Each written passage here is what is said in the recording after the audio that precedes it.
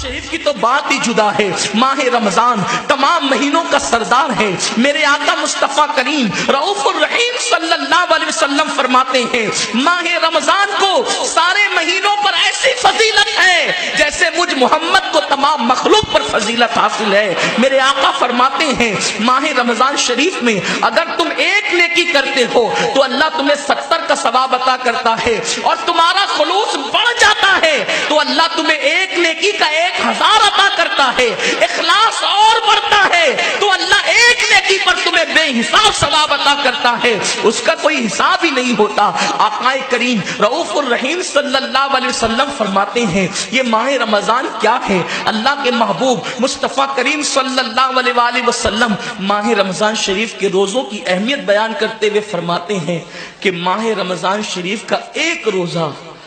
اگر کوئی چھوڑ دے اور پھر ساری زندگی اس کے بدلے میں روزہ رکھے تو ساری زندگی کے روزے اس ایک ماہ رمضان کے روزے کے برابر نہیں ہو سکتے. یہ ماہ رمضان شریف کے روزے کو فضیلت حاصل ہے, اور اللہ کے حبیب صلی اللہ علیہ وسلم فرماتے ہیں جو ماہ رمضان شریف میں عبادت کر کے اپنی بخشش نہیں کروا سکتا, اپنی مغفرت نہیں کروا سکتا, پھر اس کو کبھی موقع نہیں ملتا کہ وہ اپنی مغفرت کا سامان کرے. آقا کریم صلی اللہ علیہ وآلہ وسلم فرماتے ہیں کہ سال بھر تک ماہ رمضان شریف کے لیے جنت کو آراستہ کیا جاتا ہے, جنت کو سجایا جاتا ہے,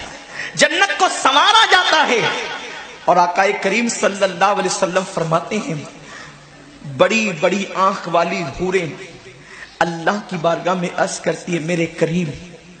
ہمیں ان کی دلہن بنانا جو ماہ رمضان شریف میں تیری عبادت کرتے,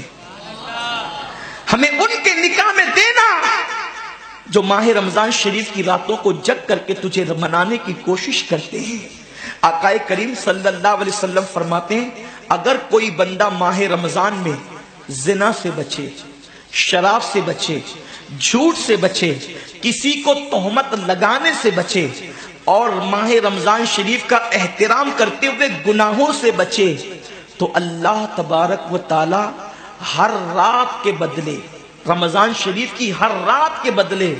100 حوروں کے ساتھ اس کا نکاح فرمائے گا. یعنی 30 راتیں ہیں تو 100 حوروں کے ساتھ اس کا نکاح ہوگا. اور آقا کریم صلی اللہ علیہ وسلم فرماتے ہیں ماہ رمضان شریف کا احترام جو کرے اور احترام ماہ رمضان میں جو لغویات اور خرافات کو ترک کر دے, جو گناہوں کو چھوڑ دے, زنا کو, شراب کو, جھوٹ کو, بہتان تراشی کو چھوڑ دے, آقا فرماتے ہیں اس رمضان شریف کا احترام کرنے والے کے لیے اللہ نے جنت میں ایک ایسا محل بنایا ہے. اس محل کا حال یہ ہے کہ دنیا کے سارے اولین اور آخرین یعنی آدم سے لے کر آخری آنے والے تک انسان تک اگر سارے اس محل کے اندر داخل ہو جائے تو بھی اس محل کی اتنی ہی جگہ وہ لیں گے جتنی کی بکرے کی ران آپ کسی مکان کے اندر رکھتے ہیں تو بکرے کی ران کتنی جگہ گھیرتی ہے, بس تمام اولین اور آخرین اس محل کے اندر اتنی ہی جگہ گھیریں گے. یعنی وہ محل اتنا بڑا اللہ نے بنایا ہے, اور وہ محل صرف ان کے لیے ہے جو ماہ رمضان کے احترام میں گناہوں کو ترک کر دیتے ہیں, گناہوں کو چھوڑ دیتے ہیں. میرے آقا صلی اللہ علیہ وسلم کے پیارے دیوانوں, لیکن افسوس ہم اور دنوں کی طرح ماہ رمضان شریف کی راتوں کو ضائع کر دیتے. تاجروں کا سیزن آتا ہے تو تاجر پہلے سے تیاری کرتے ہیں کہ اس سیزن کے اندر میں نے مالدار بننا ہے, اتنا مال میں نے کمانا ہے کہ پھر میں نے سارے سال گھر میں بیٹھ کر کے کھانا ہے. ٹیلر لوگ تیاری کرتے ہیں عید کے موقع پہ اتنی محنت کریں گے رات دن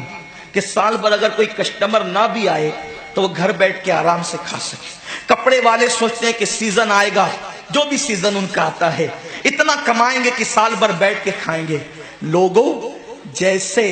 کپڑوں کا سیزن آتا ہے, ٹیلروں کا سیزن آتا ہے, پھلوں کا سیزن آتا ہے, ایک سیزن نیکیوں کا بھی آتا ہے, ایک سیزن مغفرت کا بھی آتا ہے, ایک سیزن جنتی بننے کا بھی آتا ہے، ایک سیزن اللہ کو راضی کرنے کا بھی آتا ہے۔ ارے یہ کیا کم ہے، میرے رسول سچے نبی صادق و مصدوق نبی نے فرمایا ماہ رمضان کی ہر رات اللہ پہلے آسمان پہ تجلی کرتا ہے اور اللہ اپنے بندے سے پکار پکار کر غروب آفتاب سے لے کر صبح صادق طلوع ہونے تک کہتا ہے میرے بندے اگر تو گنہگار ہے تو مجھ سے معافی طلب کرتا کہ میں تیری مغفرت کر دوں، میں تجھے جنت کا پروانہ عطا کر دوں۔ اگر تو غریب ہے تو مجھ سے دولت مانگتا کہ میں تجھے دولت عطا کر دوں، اگر تو نعمت سے محروم ہے تو نعمت مانگتا کہ میں تجھے نعمت عطا کر دوں۔ یہی وجہ تو ہے حضرات صحابہ کرام جب رمضان شریف